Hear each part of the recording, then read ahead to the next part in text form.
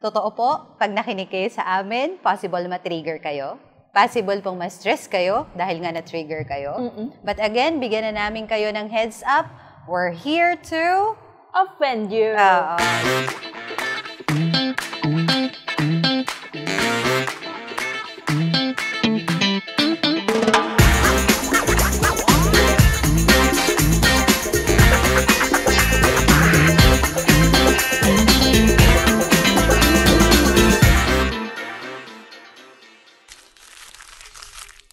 Hello po! Ako si Working Nanay, ang kaagapay nyo sa hirap at ginhawa ng buhay. Pero ito po ang usapan na kapag tungkol sa utang, huwag nyo na po kaming idadamay at syempre, hindi po ako mag-isa. May kasama po ako, ang original na bungangera.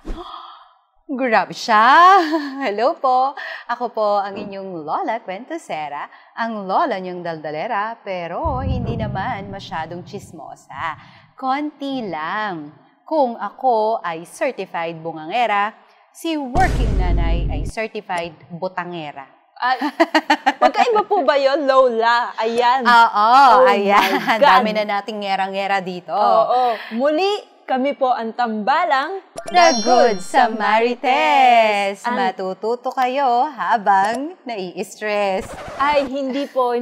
Ang layunin po ay tanggalin ang inyong stress. At i-offend kayo because we're here to offend you. Yes. Yes, talaga. Sabi po nga natin real talk tayo dito sa ating programang Usapang Utak Topak. Tungo sa buhay na pak na pak. Kaya pasikatin natin ang #BrainHealthPilipinas. Ayun, Working Nanay, no? Explain lang nating mabuti po. Totoo po, pag nakinig kayo sa amin, possible ma-trigger kayo. Possible pong ma-stress kayo dahil nga na-trigger kayo. But again, bigyan na namin kayo ng heads up. We're here to offend you. Kasi real talk po, baka may masagasaan kami. At syempre, buffet style po ito. Ibig sabihin po, you take yung mga principles na isi-share namin o yung mga ideas na sa tingin nyo po ay kailangan nyo pa munang namnamin ng maigi bago nyo po malunok. So, ganun po, buffet style ang usapan po natin. Yes. At syempre po, hindi kami masyadong eksperto sa lahat ng bagay. If you feel like yung kinakain nyo ay naputahe, ay nakukulangan kayo sa ingredients, no? You can also research more yung mga ilalapag namin. And I highly encourage them po na yun nga po, mabubuksan po yung kanilang isipan at mapapatanong sila kasi gusto po namin magkaroon kayo ng self-reflection. Yes, at magkaroon kayo ng bagong neural pathway sa inyong brain. Kung lumalaban po yung brain nyo habang nakikinig kayo sa mga inilalapag namin, maganda po yun. Ibig sabihin ay na-trigger talaga namin kayo. Opo, na-hit namin ang goal namin. Yes. Basta ang amin lang po ay we will try our best to tell you the truth kahit po kayo ay masaktan. Yes.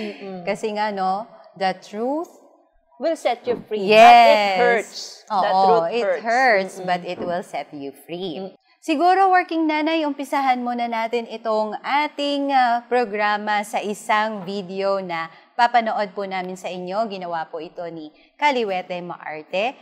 Check po natin yung mensahe ng video na ito. What if ang ugat ng iyong kalungkutan ay dahil sa iyong kasinungalingan? Ibang ikaw ang nakaharap sa publiko habang pilit itinatago ang lihim na pagkatao. Mga lihim kaya ng iyong kaluluwa ang nagbunga ng depression at panic attack na nadarama? Gamitin natin ang salitang lihim para ugatin ang dahilan ng buhay na nasa dilim. L para sa lagim ng iyong nakaraan na siyang tumatakot sa iyong harapin ang kinabukasan. I para sa itinagong bisyo sa social media habang patuloy ang mapagkunwaring pagsisimba. H para sa hindi mahanap na kapayapaan dahil kasalanan ay hindi matalikuran. I para sa isinisigaw ng isip ang galit ngunit labi ay tikom kahit patuloy ang sakit. At M para sa maskarang nagtatago ng wasak na persona kaya kaluluwa ay puno ng trauma. Paano makakawala sa pagiging alipin ng lihim para kapayapaan at saya ng isip ay kamtin? Magpakatotoo ka. Be true to yourself despite your trauma. Live an authentic life. Ipakita mo sa mga tao ang totoong ikaw, kahit hindi nila type. You cannot please everybody.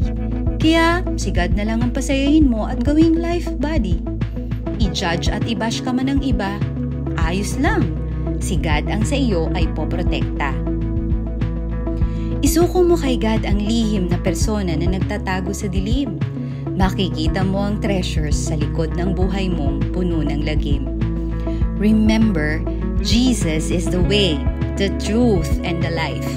Don't ever let yourself leave His sight.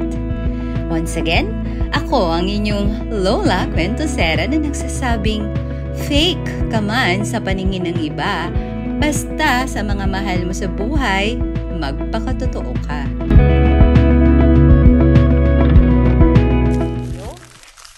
Ay, Lola, grabe naman po, no? Bakit kaya karamihan sa atin gustong-gustong itago na lang sa dilim itong mga traumang pinagdaraanan natin? Kasi naman, ikaw ba personally, di ba? Gusto mo bang ikwento na, let's say for example, nung bata ka, napanood mo yung nanay at tatay mo na nagbubugan, tapos nasaksak ng nanay mo yung tatay mo, tapos yung nanay mo nasa kulungan.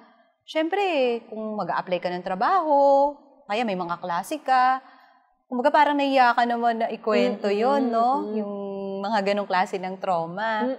So, parang natural naman na itago, kaya lang, yun lang. Yun nga po, na possible itong mga trauma na itinago natin doon sa nakaraan at hindi natin naharap at naproseso, pwedeng maging malaking parte ng ating mental health struggles. Yes. Yun yung dahilan. Saktong-sakto working nanay, ano? Kasi napanood mo ba yung nag-viral? Recently lang. Dito sa ibang bansa, Amerika yata yan. Yung nanganak siya. Ay, opo, yung teenager na nagpunta sa ospital Kasi dahil masakit siya. sabi niya sa nanay niya, masakit yung tiyan niya. Yung pala, hindi alam nung nanay niya na buntis siya. At nung nanganak siya, iniwan niya lang po sa CR yung kanyang baby. Doon siya nanganak. At tinapon sa basurahan. Opo. Binalot, no? Nakita na lang ng janitress po ng ospital. At according sa autopsy, buhay yung baby. Kasi humihinga. Ang cause of death ay na-suffocate. Tapos, ang weird ng mother and daughter relationship, pansin mo, parang, bakit hindi mo ginawa yung algebra assignment mo? Parang ganun yung... Parang hindi big deal, po sa kanila. Parang hindi big deal. And at the same time, umattend pa ng prom nights, yung babae na yon kasama nung nakabuntis sa kanya. It was like nothing, no? Parang wala lang. Bakit nga ba may mga ganoon po? Yun na nga. So I was kind of thinking, ano kaya yung nangyari? Tumatakbo. Ano kaya na parang sa tingin natin ng mga outsider, lalo sa atin, mga Filipino, parang, what? You're a mom. Paano mo na nagawa yan sa isang bata? Bata pa naman, ano? Tapos, parang naisip ko, the way I look at the relationship ng nanay at saka nung anak, hindi ko nakita yung tatay sa picture. O baka naman hindi ko lang napanood. Pangalawa, parang may something na nangyari dun sa bata na yun nung bata pa siya. Ay, nakwento niyo po yan, Lola, one time. Yan yung sinasabi niyo po about exiled child. Exiled or inner child or batang itinago mo sa likod ng lihim. Lihim ng trauma sa dilim. Grabe. No? Hindi ba po yung ito baby, no? Hindi yun yung baby. Buntis ka ba? Yung pala yun, no? Na tinatago mo, yes, no? Parang ikaw yun, no? Inside you. Yes. Ano yung concept na to nakuha natin sa... Yes. Ito po ay nakuha natin sa internal family system dinevelop po ni Dr. Richard Schwarzenegger. Hindi po, Schwartz lang daw. Dr. Richard Schwartz. Baka mamali tayo. Yes. Noong 1980s, no? So Tama medyo po. matagal na. Na nagsasabi po na itong exiled child, tayo po, may mga sub-personalities na tinatawag within us. At parte na nga po itong exiled child. Parang multiple personalities? Ay, naku, Lola. Magandang pag-usapan yan. Meron kang kwento dyan, hindi po multiple personalities. Ang pagkakaiba po ng exiled child dito sa, naku, kumakalat dyan sa TikTok, ang dami po. Ay, oo. Ito po kasing exiled child na internal family system na pinag-uusapan natin. Aware ka na meron kang ganitong personality. Doon po sa mga napapanood po natin sa TikTok, parang hindi sila aware kung sino yung nagbibigay na ng role doon sa buhay nila. Oo, kasi parang ang lumalabas, multiple personalities, parang split personalities, no? Yes. Nagbigay ka ng, parang sinasapian ng demonyo na nagbabagong boses, nagbabago yung personality, parang hindi na ikaw yung tao, nagbabago yung gender inside you. Itong sub-personalities, teka, ano ba muna ibig sabihin ng personality? Personality, maskara po, di po ba? Yung persona natin, di po ba? Sabi nga natin, may mga idioms nga tayo na we wear different hats, di po ba? Ibig sabihin, may mga roles tayo na ginagampanan. Ganon din po sa personality natin. Merong inner child na nandyan po sa atin, di po ba? Parang you're wearing different masks naman. So ulit, when you say that, ibig sabihin, later didiscuss natin no, yung iba't ibang sub-personality. So we have exiled child. Ito yung parang the child in you. Yes. Pero yung dapat hindi siya innocente. exiled, no? Opo. Tapos yung isa, manager. Ito siguro yung the leader. The leader in you. So pagkausap mo siguro yung mga empleyado mo o yung anak mo. Medyo may authority. Yes. Tapos we have protector. Ito siguro yung protector yung very police. Tama yung palaban. Opo. No, siguro palaban. Palaban. And lastly, we also have yung firefighter. Oo. Pinagtatalunan pa natin yung firefighter na yan Yes. mamaya. Kasi sabi mo nga, firefighter, pero siya yung nagsusunog. Di ba dapat arsonist siya? Pag-uusapan natin yan mamaya. So parang hindi po yun yung kagaya ng kumakalat sa TikTok na dangerous po yun kasi parang ina-assume nila is dissociative disorder na parang multiple split personalities Or borderline personality disorder. Yung borderline personality disorders, parang yun yung hawig. But not the split personality. Kasi yung split personality, ang sinasabi sa TikTok ay, ako yung host, tapos mamaya-maya mag-iiba siya ng itsura, iba lipstick, iba kulay, tapos biglang, hi, I'm Justin, I'm the protector of the system. Pero babae siya. Oo, di ba? Tapos biglang mag-iiba na naman siya ng itsura, tapos, hello, I'm Irene, I'm the exiled child. Parang ganoon. Hindi iyon. I'm sis, I'm the cashier of this, I'm the financier, ganoon. Hi, I'm Ces, sabi niya, I'm the school administrator of STI College Muñoz EDSA. Ito po ang library. Yes. At dito po kami, palagi ni working nanay nagchichismisan. Dahil ito po ang home of Lola Cuentosera and Working Nanay. Yes. So, salamat po sa STI College Muñoz EDSA para sa pagpapahiram ng kanilang library para sa ating programa. Balik tayo. Balikan natin. Yan, binitin lang muna namin kayo, no? Interesting po kasi. Yes. So, ito yung tipong, pagkausap mo naman yung nanay mo, pabebe ka. Ma, luto mo naman ako ng ano. Okay. Diba? Pagkausap mo naman yung asawa mo, patwitams ka. Bebe! Yan, bago ligo ako. naglalambing, ganyan. Ganon. Oo. Now, dapat aware ka anong maskara ang isusuot mo on certain occasions, on certain time and day. Hindi pwedeng a-attend ka ng simbahan. Opo. Tapos, parang a-attend ka ng cocktail party. Ganoon. O kaya ang di ba po, kausap mo yung boss mo, kunyari, si Lola Cuentosera ay boss ko po eh. Pero ang susuotin ko pong maskara ay yung pang-boss din. Oo, Ay, no? Hindi po pwede yun, di ba? Lala kwento, Sera, timpla mo akong kape, Ganon, ganon. kaya, pakitawag si ganito, di ba? Ayusin mo yung trabaho mo. Ganon, di ba? So, hindi. Now, hindi siya multiple personality disorder, pero ang possible disorder ay yung tinatawag na borderline personality disorder. Kapag dumating sa punto, ang dami mo ng suot na maskara, Pati ikaw, litong-lito na kung sino ang ka, totoong no? ikaw. Oo, yung authenticity na pag-uusapan Yes, natin yes. mamaya. Kasi ang sinasabi nga natin dito, alam mo yung maskara mo on certain occasions at time, kapag ka medyo nag-o-overlap na yung mga maskara na yon at parang nagtatantrums ka na parang kang 7 years old sa isang board meeting, parang, parang may something sa brain. No? Yes. At ang goal po natin sa programa ngayon natin na pag-uusapan ay ma-integrate nga, makilala mo yung inner child mo. Para yung ma-integrate mo ex-child. doon sa kabuuan ng self mo. Yes. Kasi possible kaya mo in-exile yung child na yon, may naramdamang sugat yon Yes. or trauma. So, ang tendency ngayon, yung trauma na yon, yung uugatin natin, kagaya nung ginawa ng babae na tinapon niya yung baby niya, saan siya humuhugot? No? Bakit yun yung naging desisyon niya? Yes. And then, pag naugat yon, are you supposed to be healed? Once na, binuksan na natin yung trauma, magaling ka na, congratulations. Yun, pagbukas na, wala na, diba? Ganoon.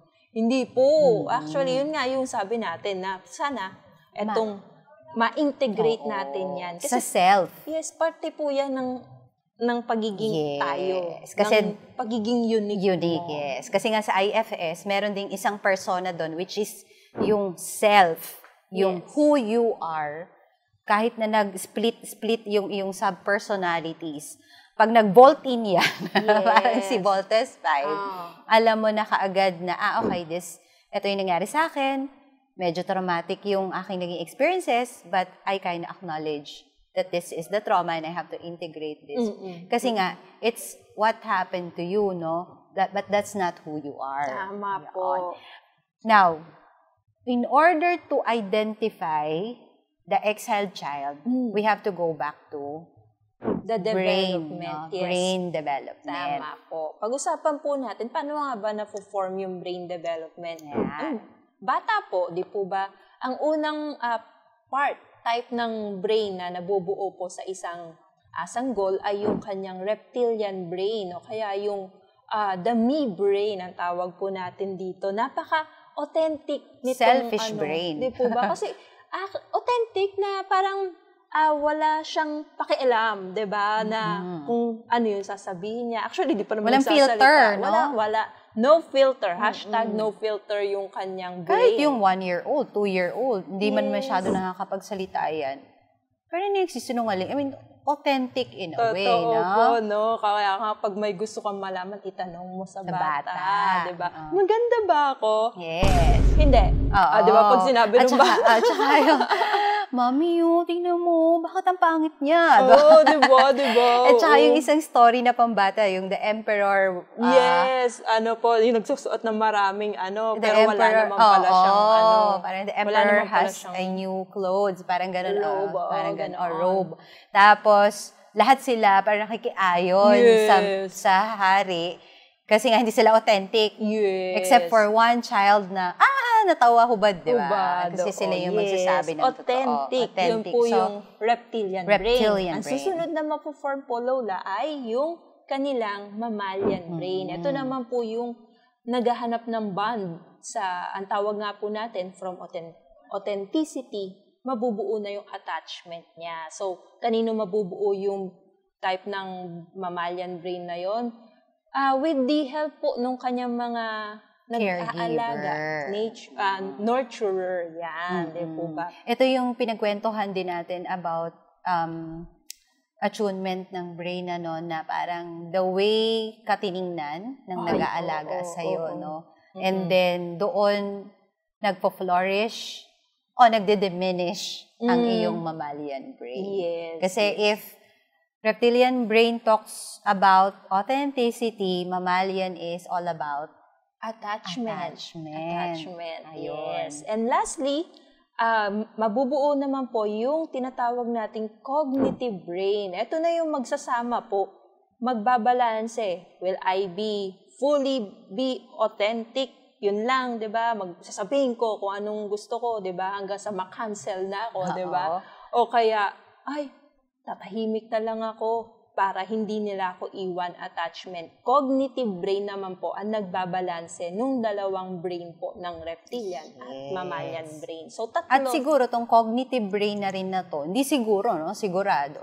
Ito yung kailangan mo to integrate yung sinasabi natin kanina na internal family system within you. Para masabi niya na, okay, ito yung mga broken pieces of my persona, pero I'm aware na ito yon at i-integrate ko sa sarili ko para hindi ako magkaroon ng utak topak. Ayun. Oo. Pero, kapag hindi kasi na-integrate yan at nawindang yung internal family system natin, ang dami pong po pwedeng maging epekto sa buhay ng isang tao. And usually, ang start natin is, bakit ba kasi siya nagkaroon ng sub-personalities in the first place, no? Kasi nga, okay naman yung brain mo dapat growing up. So, you have the reptilian, you have the mammalian, and you have the cognitive brain para malaman mo kailan ka aarte sa nanay mo, kailan ka magiging respectful sa teacher mo, kailan ka magiging playful sa kalaro mo. Alam nung bata yun except nagkakaroon ng tinatawag na developmental trauma. So, ito yung batang ikaw na nakaranas ng matinding emotional disturbance na na-imprint sa brain mo na possible na nakalimutan mo or possible na pinilit mong kalimutan. Okay. So, ang tanong natin sa mga nakikinig sa atin at nanonood is, ilang taon ka nun? Yung batang yon. Yung bata The first time na nawindang ang iyong reptilian, mammalian, and cognitive brain. So, I have one example, no? Pwedeng we give more examples to come. Pwedeng ang bait-bait ng parents mo sa'yo and all and everything. Pagpunta mo sa school, nagkwento ka, maingay ka, and then all of a sudden, nakachempo ka ng isang teacher na pinapunta ka sa harapan and then pinalo ka sa harap ng maraming tao. And you felt yung iyong reptilian brain ay na-threaten. Yes, opo. Tapos, na parang, hindi pala po pwedeng maging kapareho ako nung nasa bahay. Dito. Kasi kailangan iba. And then possible na pagpunta mo sa bahay nyo para magsumbong, hindi ka masyado pinansin ng mama mo or ng papa mo. So, yung attachment brain mo, mammalian brain, felt like, wala pala akong kakampi. So, lumaki ka ngayon all the while that yung trauma or experience na yon ay bit-bit mo, pero you really don't mind. Opo. You think na, you don't mind na, okay lang, wala namang issue doon. No? Pero possible na yun na nga yung, dahil nga po nagpo-form pa lang yung brain natin ng bata, dumanas na nung ganoon, di po ba? Possible na bit-bit pa rin po natin yun na, dahil nga hindi natin na proseso na,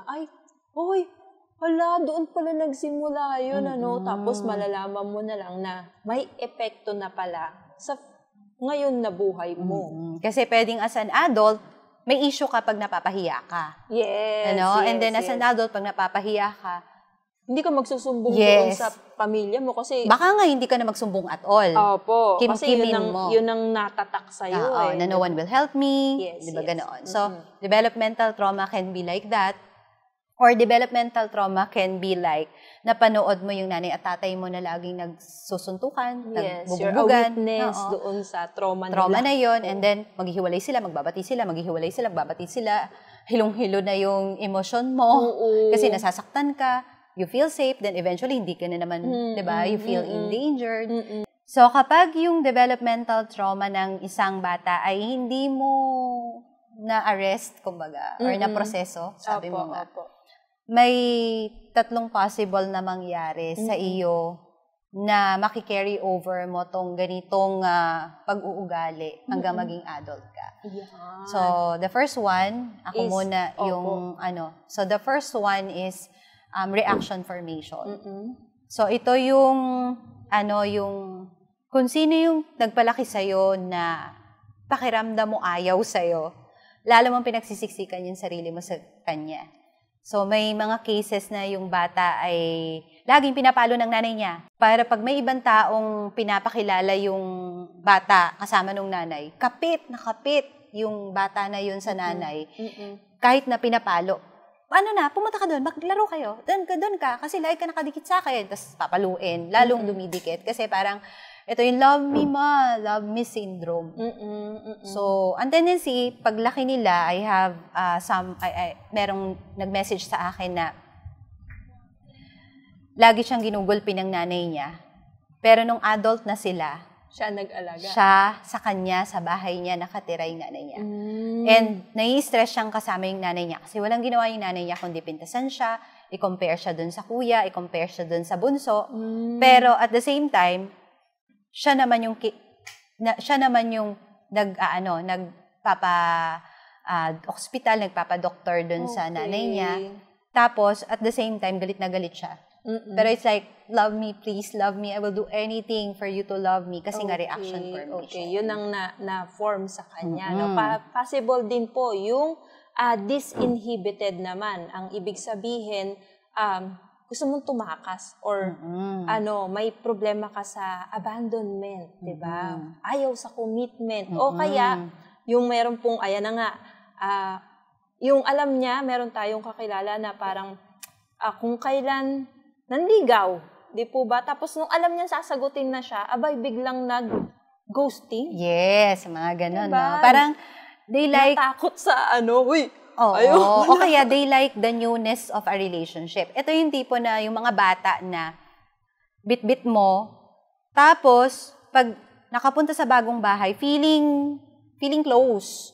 Pwedeng kidnapin tong batang ito. Madaling sumama. Madaling sumama kung kani-kanino. Madaling ma-in love kung kani-kanino. Pero once na it gets too serious. So ito naman yung baka mamaya yung as an adult ay I like you, ang bilis ko ma-fall in love sa'yo, pero yun nga, sabi mo, halfway through, na-bored ako, pwedeng na-bored, lilipat ako ng iba, or magko-commit ako sa'yo, pero I cannot promise you that you're the only one. Kasi I have this disinhibited na I get too attached to a lot of people, pero hindi kagaya ng reaction formation na isa lang, yun ang aapi lang sa akin. Ito is lahat available for me to love and engage with. Pero wag kang mag-expect ng loyalty from me. Disinhibited. No? And lastly, sabi nyo nga po, paano nga po nito yung parentification. Ikaw ang naging parent ka magulang. Ng parents mo. Okay. Ito na yung anong dinanas ng batang ito? Lasenggo yung tatay niya. Tapos sumusuka. Tapos siya yung tagalinis. Tapos pag binubugbog yung nanay niya, siya yung tagagamot. Tapos siya yung magpoprotect sa nanay. Kapag nandyan si papa. Tapos kapag walang pera, sa kanya. yan katrabaho ng maaga. Yan yung mga possible na nabuong brain din po nung mga umako na ako na lang ang breadwinner. Yun, mga ganon. Parang may heroes complex sila. So, yun yung possible na mangyari kapag yung developmental trauma ay hindi na-address agad.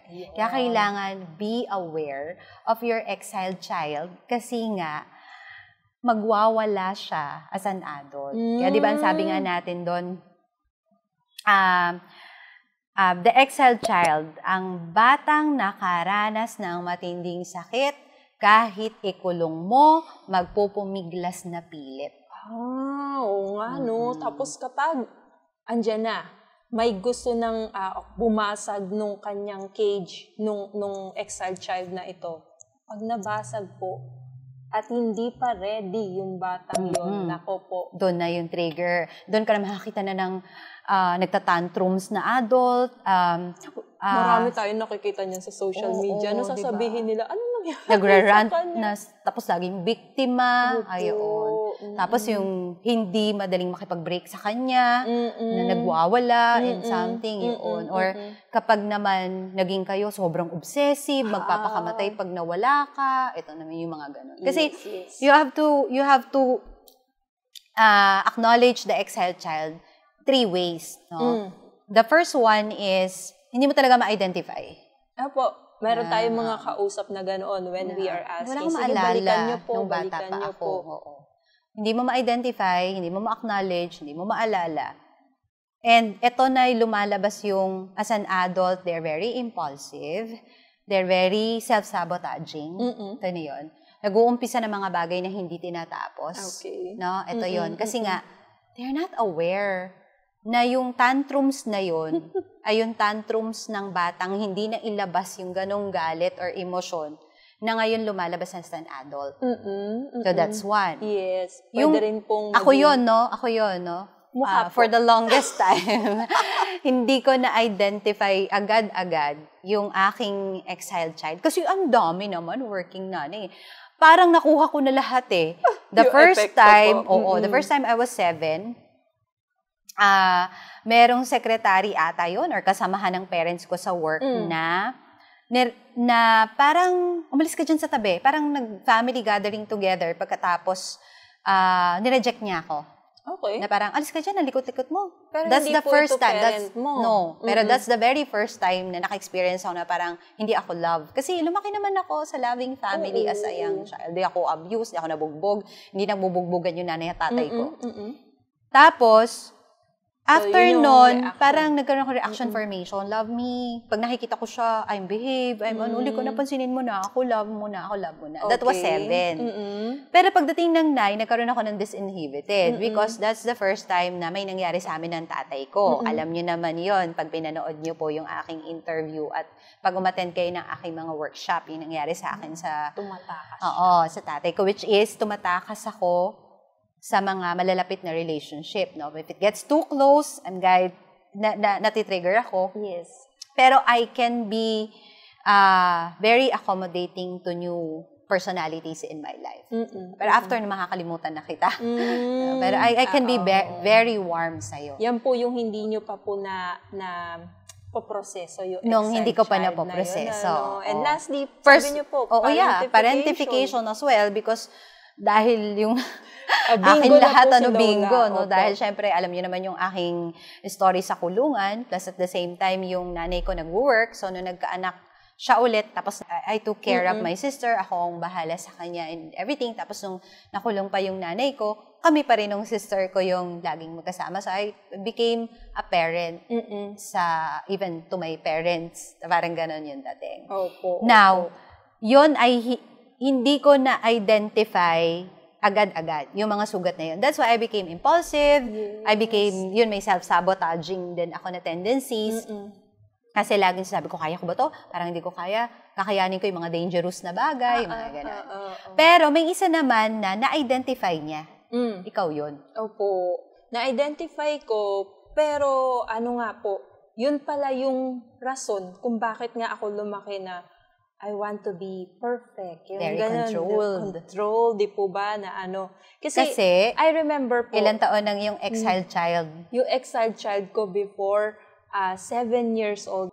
Ulit-ulit na istorya po ito ng pamilya namin. Tuwing may gathering po yung pamilya, yung nanay ko po, ito palagi ang kwento niya tungkol sa akin, na ako ay nakabasag ng toilet bowl sa aming paaralan. Wow, grabe. Gano'n ba kalaki ang pupis mo? Hindi po ganoon. Basag taga-bugji. Oo, hindi po sa ganoon. Kasi alam niyo po, ako po ay lumaki, na bata po ako, di po ba, lumaki po ako na matulungin. Sabi kasi ng nanay ko, tatay ko, dapat tumulong ka o kaya maging maayos sa bahay, ganyan-ganyan. Ito pong CR namin sa paaralan, parang po yata yung flash. So, gusto ko sanang lagyan yung flash bowl ng tubig para umayos po yung toilet. Pabibo ka pala. Mismo Maepal. Tulong po yung child na yon, di po ba? Hindi ko po alam, mabigat pala yung cover ng flash bowl. Nabitawan ko po, gumuho buo yung toilet bowl. And from that moment, dahil nga po, nakaranas ako noong pinuntahan yung mga magulang ko, nung PTA officers namin, at pinapabayad po sa amin yung toilet bowl. Alam niyo po, nakita ko doon na tumingin yung nanay ko na parang, anak ko ba yun? Diba? Parang, again, the way you look at me. Opo, Baka opo. it can be both ways, no? Hindi yun ang minimin ng nanay mo Tama nung po. tiningnan ka. Tama po. Pero yun yung nakita mo sa Natanggap. pupils niya. Yes, Na parang opo. I'm a disappointment. Mm-mm. No? Tapos nung naugat ko nga po yun, ay, yung pala yun. Kaya pala na tuwing gagawa ako ngayon, nung ano po, gusto ko, Perfect. perfect. Kasi baka mabasag na naman yung toilet bowl. Opo, hindi na po toilet bowl lang, 'di ba? Baka mabasag ko tong responsibility na binigay sa akin. So dapat ano tayo, fair and ano po, tapos to the letter, ganyan, Yes, 'di ba? di ba? Ang Para galing, wala no? akong ma-disappoint, ganyan. So what happened sa ating dalawa is we actually identified our exiled child. Kasi kung hindi natin na-identify, hindi natin mapapag-usapan yun ng ganito. Tama po. At yun yung third, no? Yun yung third. Kasi maganda na na-integrate na natin sila sa buhay natin Oo. ngayon. Now we know, di po ba? And we can talk about it. And at Yes, the yes. same time, we can root Yes. yung cause ng certain behavior natin as an adult na dun nga pala galing yun. Opo, Kaya minsan, meron akong mga moments na even my daughter would remind me na, oy, nangiiwan ka na naman. Di ba? Mahilig ako pag hindi ka, pagbabagal-bagal ka, mauuna na ako. It's not literal na mauuna na ako, Opo, no? Like, opo, for example, may utos ako sa Opo. kanya. And, okay na yun. Huwag na natin masyado paggandahin. Ang bagal-bagal mo.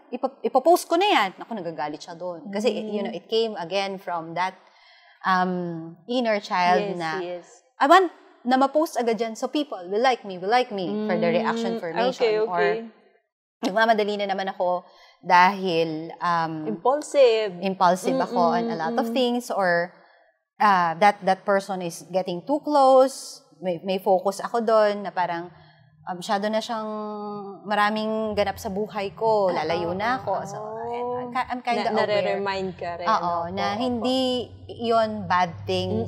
It's just that I'm acknowledging na minsan may echo pa rin yung exiled child, and I'm allowing my exiled child na maglaro sa labas ng aking True. pagkatao. Tama And that's what happened to you as well. Yes, so po. Now, na-analyze na natin yung pareho nating topak. Tama po. Ayun, ang kagandahan, no, working nanay na na-analyze na natin ang ating exiled child, sino siya, at pinapayagan natin siyang maglaro, playful. Yes. Nagkaroon na tayo ng authentic self. Yes. Alam natin na, yung ano natin, 'di ba? You're being too perfectionist na naman. Anong nangyari? May in-exile ka na naman ba? 'Di ba? Paglaruin mo lang siya. Pwede kang umaray. Yes, opo. 'Di ba? I am not okay. Yes. I can say, hindi ako okay ngayon. Opo, di ba? Yun. Ganda ng aware po tayo kung sino yung exiled child natin, yung inner child na tinatawag. Unfortunately, may mga tao na they don't want to acknowledge or they claim na walang ganon. Actually, Lola, possible po kasi, sabi nyo nga kanina nung nag-umpisa tayo dahil natatakot. Natatakot harapin Si exiled child. Siya po, naharapin si ex-child. Na sabi nila, ay, hindi, nahirapan akong balikan. Parang wala naman sasabihin nila or possible nga. Natatakot sila na balikan nga po at makilala nila na, dito pala galing yung aking mga experiences, yung topak ko. So, una galit. Yung isa takot. Pwede rin po, nahihiya ka. Kinahihiya mo yung exiled child. You don't want people to look at you differently. Tama. No, lalo na nga kapag lumaki ka sa isang pamilya na sobrang judgmental. So, ang tingin mo lahat ng tao, ganun din gagawin sa'yo, i-judge ka. Yung sa tatlong type ng brain natin, mas namayani yung attachment doon po, kaya tatago ko na lang siya. Oo, para lang ito yung tingin sa akin ng mga tao. At the same time, wala na yung authenticity. Tapos ito pa, yung sinabi natin kanina, na kapag yung exiled child ay hindi makalabas, haharangan niya ng marami pang subpersonalities. Yes, opo. Yung manager, protector, firefighter, at minsan may mga iba pa. Yes. Now, para mapaliwanag po nating mabuti yan, bibigyan po namin kayo ng isang case study na pinag-aralan ko po sa school kasi po ako po ay nag-aaral pa rin patungkol sa psychology. I'm pursuing a graduate program po doon. At usually po meron kaming mga true cases na hahawakan ko naman talaga yung kaso nila. Meron naman po na pinag-aaralan namin sa ibang bansa. Ayan yung na-share nyo. Yes. So, si Mila po, bigyan natin siyang pangalang Mila. Mila, may-ari po ng lechon. Oo, hindi yun. Baka mamaya hindi po pala. Oo. So, code name lang si Mila. Okay. Siya ay very empowered woman, parang school administrator. Okay, school president, ganon. Tapos, very composed, very successful, very posh. No? Pag nakita mo siya, quite intimidating. So, pumasok siya sa opisina ng isang psychiatrist. No? Tapos, ang unang dating kaagad, siyempre, automatically, pag nag-seek ka ng attention or assistance from psychologist or psychiatrist, alam mo na may problema yon, no? Pero pagpasok niya, intimidating siya kasi ang first na reaction niya is, ayoko ng office mo. Ang pangit ng amoy dito. Hindi ko gusto yung kulay.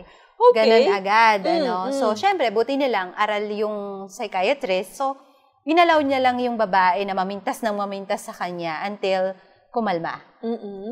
So, doon niya nakita yung the manager side of that person. Ito yung side na magpapakita sa'yo ng tapang. Okay. Manager. Oo. Makikita mo yung control. Ayan na yung mga subpersonalities. Yes, okay. subpersonalities. So, manager. So, ito pa lang yung time na parang they're experimenting on in internal family system, no? So, later niya lang naman na-discover na, ito pala yung mga subpersonalities. Pero during the time na kinikwento nung professor yung pinagdaanan niya dito sa client na to, wala pa yung mga ganong pangalan. And then, habang tumatagal, nagkikwentuhan sila, inugat niya muna yung, kamusta ka? Kamusta relationship mo sa parents mo? And usually, hindi mo na yan nagkikwento until pinag-drawing niya. Okay. So, nag-drawing siya. So, part po ito ng therapy niya. Oo. So, nag-drawing siya na can you draw yung itsura ng bahay nyo and everything. So, nakapag-drawing naman siya ng bahay except yung wall ng bahay ay courting erected sex organ ng maraming lalaki. What? Oo. Pero, hindi niya nakita. Hindi niya makita. Ang alam niya, it's bahay. Wall, opo. Pero kitang-kita ng buildings doktor. sa neighborhood niya, yes, parang ganoon. Puro erected sex organ. Okay. Na ginawang parang wall. Okay. So, alam na kaagad, nagkaroon ng inkling yung doctor na something happened to her as a child that has something to do with sexual abuse.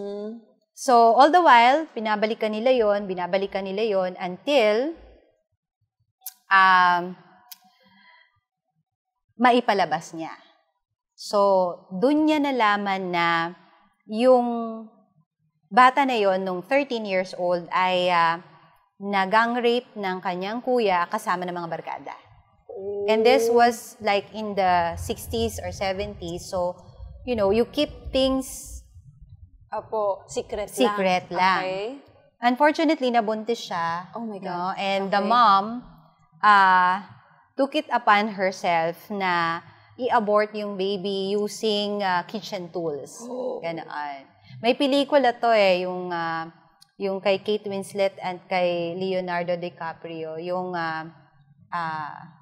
mag-asawa sila na yes. inabort niya yung sarili niya kasi gusto niya pumunta ng Paris. Parang gano'n kasi during the time, gano'n ang way ng abortion. So, after nun, hindi na yun masyadong napag-usapan sa pamilya. Hindi na napag-usapan sa pamilya and kinalimutan niya na rin. Tapos she grew up successfully. Yes, very empowered. Hindi mo maiisip na meron siyang ganong trauma except whenever nagfi-fail siya sa work, very perfectionist siya, parang ikaw nga, pag nag-fail sa work, natitrigger siya. Yes. At alam mo yung ginagawa niya pag natrigger siya. Ang kinuwento niyo po dyan sa case study na yan, kapag, kunyari, may pumalpak siyang project doon sa opisina niya, so, na-trigger may na-trigger something inside her. Na parang yung isang nangyari sa kanya is meron siyang malaking event. Yes. Ang attendees niya supposedly ay 300. Pero ang dumating lang ay 25, parang ganoon po. Dumating nga is parang 250. Okay. I mean, it was good. Okay. Not perfect, but it was good. Pero, hindi pa rin perfect. Yes. So, close to perfect na, pero ayaw niyang tanggapin na ano na pala yun, ano. Ang ginagawa niya po, pumupunta siya sa bar at naglalasing and sex po siya sa mga lalaki na sabi nga po ay hindi niya ka-status level. So, ito po yung mga truck driver, yung sa mga yung sa mga bar sa daan, ganoon po. So, truck driver, mga basurero, basta gusto niya maging madumi, parang ganoon. Opo. Tinitreat siya na parang garbage, Yes. sa alleyway lang siya, Yes. kung saan kalsada lang siya, tapos idadump siya after. Opo. And this is what Ito is po, interesting, no? Yes, true. Ang interesting part po ay after po nun mangyari, yung kanyang, sabi niya, Pagwawala. yes, anuhin niyo ko, diba? Uuwi siya sa bahay nila. At may asawa po siya. Yes. Yung asawa niya pa ang Liligpit sa kanya. iilamo sa kanya, papaliguan siya, kahit na sasabihin niya, no, I'm dirty, di po ba? Hiwalayin mo na ako, I don't deserve you, ganon.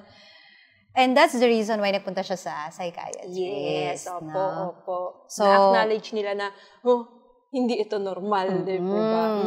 So, anong nangyari ngayon, napalabas ni doctor yung kanyang exile child. But, ito naman po yun. Dalawa kasi yung pwedeng mangyari. Ang nangyari po kasi, nabuksan nung doktor yung inner child, yung exile child, pero baka hindi maisara. Anong ibig sabihin? So, nangyari ngayon, ibig sabihin, so imagine natin na yung exile child, eto na yung nabuksan na yung kulungan. Pwede nang lumabas si exile child. Tapos yung doctor, i-reach out niya na yung kamay niya para halika na dito. Ilalabas sa kata. Bigla may papalo sa kamay niya. Okay. Another sub-personality. So, ito yung protector. Okay. You do not allow people to remove this child from the kulungan. So, anong nangyari ngayon? Right after nilang mag-talk, instead na mag-dig deeper, lumayas siya, nag-walk out. Okay. So, hindi pa tapos yung session nila. Hindi niya na kaya umalis. Umalis siya. Nag-walk out siya. Bumalik siya sa bar. And this time, hindi na lang siya kumuha ng isa, multiple partners pa. Yung kinuha niya. At nagpa-video pa siya at yung video na yon nakita sa office nila. So, she did not just ruin yung relationship nilang mag-asawa, pati yung career niya. Yun yung tinatawag naman na the firefighter. Ito yung pinag-uusapan natin. Yes. You're saying, akala ko ma'am, yung firefighter is tagapaglaban ng apoy. Diba? Tama po. Kasi ang feeling ng isang batang na puwersang ilabas yung trauma niya, yung feeling ng isang adult na inilabas ng puwersa yung exiled child niya, ay merong burning passion. Merong sunog. Okay. Something is mainit, nakapaso. I don't like this. I don't like this emotion. I don't like to remember. So, maglalabas yun ng ng sunog. Patay ng sunog. Kaya lang, instead na water yung ginagamit niyang pangpatay, it's gasoline. Di lalong nasunog. Exactly. So, the firefighter is trying to fight the fire with gasoline, nasunog niya yung sarili niya. Self-sabotaging. So, wala siyang magawa, bumalik ngayon siya dun sa doktor kasi ruined na eh. The career ruined, the relationship ruined, and all. Okay. And this time, eto na yung pagkakataon ng doktor na isara yung trauma. At alam mo kung paano na isara? Ano po? Isang sentence lang. Ano? It's not your fault. Ouch. Wow. Sinabi po niya, talk to your inner child at sabihin mo sa exiled child mo, it's not your fault. Wow. And nag-breakdown siya for like hours and hours, repeating it over and over and over again. It's not your fault. You're just a child. Broken, and now you can now come free. Here. Oo. And yun yung time na sinabi niya, I was able to embrace myself. My true self. And I was able to understand that my broken self is really a part of me. Yes.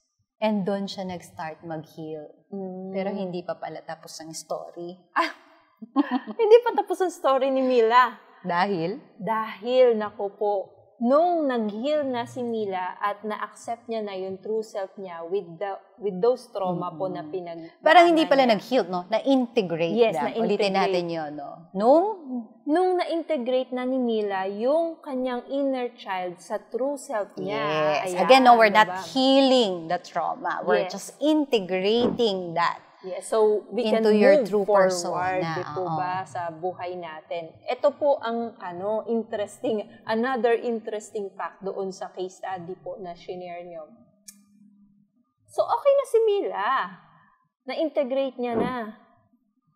Ang naging problema po ngayon, yung asawa niya na wala nang inaalagaan na Mila na problemado, ay siya naman ang may na-trigger na personality. Nilalabanan niya yung unti-unting pagbabago ni Mila. Only to discover na siya rin pala merong exile child. Kasi imaginein mo, ganun ang trabaho ng asawa mo. Halos lahat ng tao, sinasabihan ka na it's not worth it, divorce her, she's like a slut, parang ganun, no? She will bring you down. Oo. Tapos hindi, nag-i-stick siya. Yun pala kasi, nung bata pa siya, siya yung tagapag-alaga nung nanay niyang lasengga. Parentification. Yes. So, nagawa niya yon hanggang kay Mila. Heroes complex. Ngayon na nag-i-integrate na yung totoong Mila sa sarili niya. Hindi niya matanggap na wala na akong alagaan. Wala na akong purpose. Ayan. Kaya so, meron siya nag-therapy. Yes. Kaya meron mga tao na you fall in love with broken soul. Yes. No? Only to find out you are broken pala. Yes. And some of them are saying, toxic na relationship ko. Ba't hindi ka umalis? Kasi you're thriving in a toxic relationship. You love it. You enjoyed yan. Yun yung sinasabi na natin na misogyny. Ikaw na yun, diba? So, parang doon, parang nag-umpisa yung concept na, yung pala yung internal family system. Now, again, ang warning natin sa kanila is, you have to be careful to whom you will open those trauma. Kasi baka po may mga tao na mapagsabihan nyo and then na-trigger yung cage ng exiled child nyo tapos hindi alam kung paano saraduhan.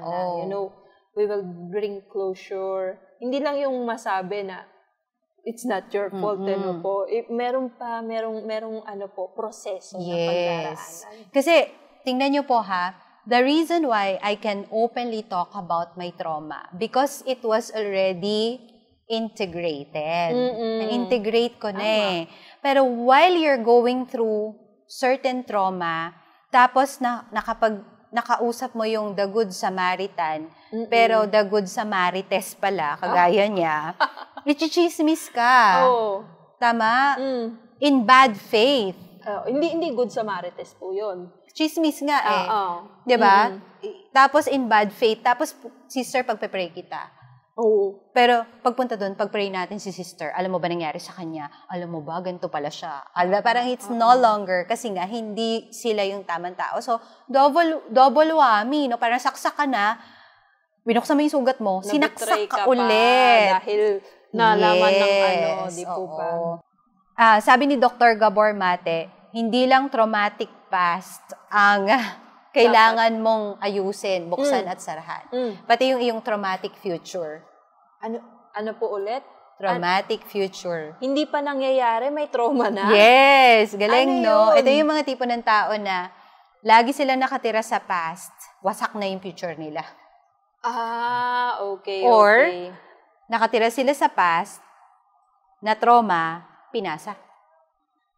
So, nag-continue ng cycle. Sa anak, sa apo. Okay, traumatic future. So, yung future na yon Nakakatakot talaga. hindi pa nga nangyayari, may trauma na. Yes. Diba?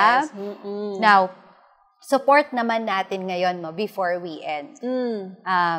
Support naman natin ito ng biblical side of the story. Yes. Bakit kailangan lumabas si exiled child para ma-integrate? Ang ganda kasi nung sinabi sa Bible. Yes. Truly, I say to you, unless you turn and become like children, you will never enter the kingdom of heaven.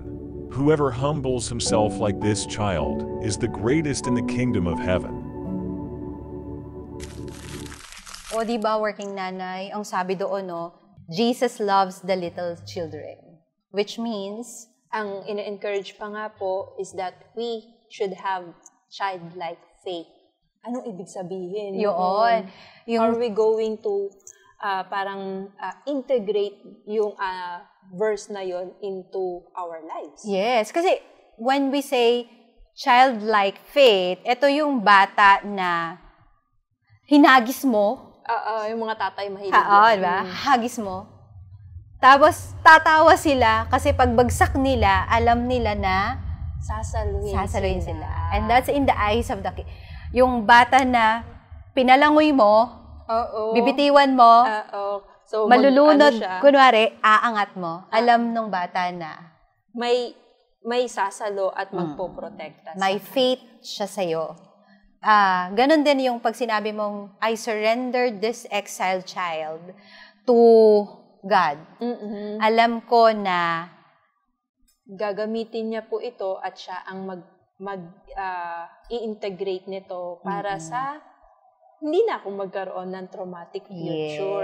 Yes. At God loves the broken people. No, God loves the broken people.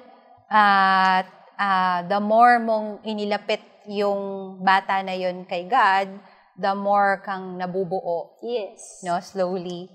No? May lamat ka, pero hindi ka basag. Yes. At yung lamat na yon is something you can be proud of because, it happened to me. Yes. I survived it, but because of God, that's not who I am anymore. Tama po. No, bago na ako. Summarize natin, ano ang dapat yung gawin? Number 1, ilang taon ako noon? Assignment, no? May assignment po. Yes, anong nangyari sa akin noon? Anong emotion ang naramdaman ko noon? And because of that, ba't ako nagkaganito? Yes. Paano mo i-connect sa present mo yung exiled child? Ano pa yung naalala mo sa kwentuhan natin? Kailangan, ang ma-hit nga po natin yung goal natin na ma-integrate natin yung mga sub-personalities natin. Kasi parte po talaga yan ng kung sino ang totoong tayo. Kasi we are created unique po from each other. So, yung kanyang inner child is different from my inner child. Ganon din yung protector niya. Iba sa protector ko. So, maganda po na makilala talaga natin na, this is Me? who I am, or this is me. And I love who I am. Oo. But syempre, kung ayaw mo pang i-acknowledge yung iyong exiled child, O nahihirapan. o nahihirapan kang alalahanin sino yun, or you have someone na feeling mo parang nagtatantrums na bata, may bata inside him or her na hindi makalabas, huwag niyo po i-force. Tama. Kasi, lalo kung hindi ka naman marunong mag-process ng Tama po. trauma. Kasi baka buksan, tapos hindi natin maisara, lumabas yung firefighter. Lalong lumala. And lastly, sabi nga po natin, how are we going to move forward with this inner child na pinapalaya natin?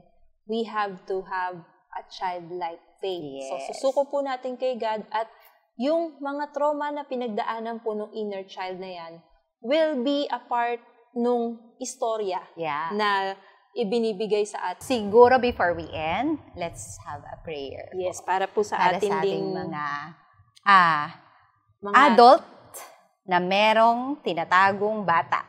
Yes. Pero hindi siya buntis. Opo. Sa loob niya. Alright? So, can I just invite you to close your eyes? Lord, marami pong salamat sa isa na naman pong kwentuhan, chismisan, na sana po ay nakapulutan nila ng aral. At the end of the day, Lord, salamat for loving the children, even if we're already adult.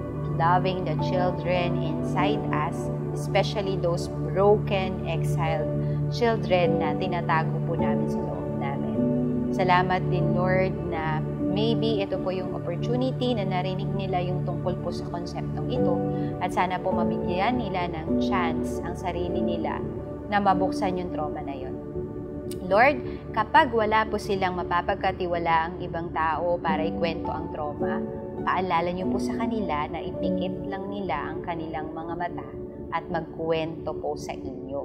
Kasi at the end of it all, you are our greatest healer. Ikaw lang ang magpapagamot ng lahat ng utak-topak namin. Ito po, Lord, ang aming samo at dalangin sa matamis mong pangalan ng Jesus. Amen and amen. Yay!